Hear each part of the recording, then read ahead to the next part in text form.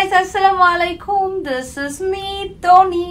অসম বিয়ে করে সামাজিক যোগাযোগ মাধ্যমে আলোচনায় আসেন social media influencer Robayet Fatema Toni.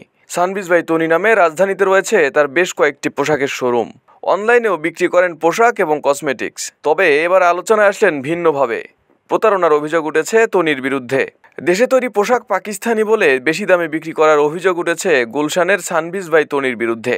এক ভোক্তার অভিযোগের পর শুনানি শেষে প্রতিষ্ঠানটির শোরুম সিলগালা করেছে জাতীয় ভোক্তা অধিকার সংরক্ষণ অধিদপ্তর।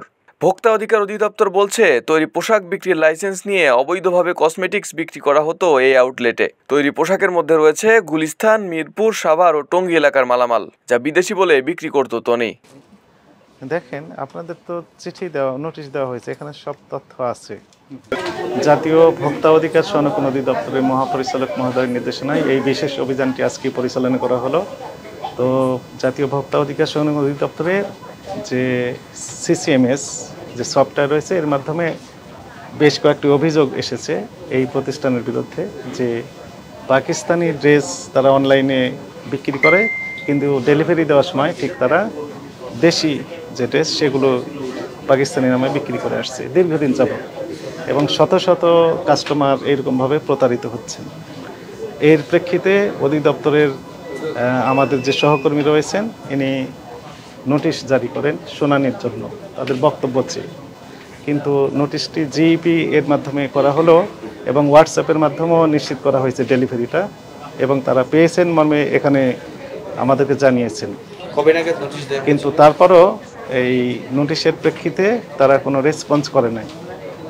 আমাদের কাছে সন্দেহ হচ্ছিল এই কারণে যে যেহেতু তারা নোটিশ পাওয়ার পরও কোনো রেসপন্স করছে না, তাহলে অভিযোগের সত্যতা হয়তো যথাযথ হতে পারে। এই প্রেক্ষিতে সরাসরি আমরা এই দোকানে তদন্ত করার জন্যই মূলত এসেছিলাম যে আসলে অভিযোগের সত্যতা কতটুকু। এখানে এসে অ্যাসিস্ট্যান্ট ম্যানেজার ছিলেন 2 জন। তারা বলছেন যে এটি পাকিস্তানি ড্রেস, এর সপক্ষে যে কাগজপত্র আমরা চেয়েছি কোনো কাগজ তারা এখনও দেখাতে পারে নাই। শুধু বলছেন যে কাগজপত্র আছে তাদের হেডকোয়ার্টার বনানী শাখায়। তো এই জন্য আমরা বললাম যে ঠিক আছে, তাহলে বনানী শাখায় যেহেতু আছে, তাহলে আপনি এই কাগজপত্র সহ আমাদের অফিসে দেখান যে ইম্পোর্টের যে কাগজ পাকিস্তানি ড্রেসের সপক্ষে, সেগুলো দেখাতে হবে। একই সাথে তারা কেন শুনানিতে অনুপস্থিত ছিল বা রেসপন্স করে নাই সেই ব্যাখ্যাটাও তাদেরকে দিতে হবে, এবং কতগুলো কাস্টমারের কাছে এই ড্রেস বিক্রি করেছে এবং তাদের ইম্পোর্ট প্রাইস কত ছিল, তারা কী পরিমাণ লাভ করছে, এই বিস্তারিত তথ্য আগামী দিন সকালে অধিদপ্তর উপস্থিত ব্যাখ্যা দেওয়ার জন্য নির্দেশনা দেওয়া হলো। জনস্বার্থে আমাদের এই ধরনের অভিযান অব্যাহত থাকবে। Thank you. Arif Hasan, Dhaka Prakash.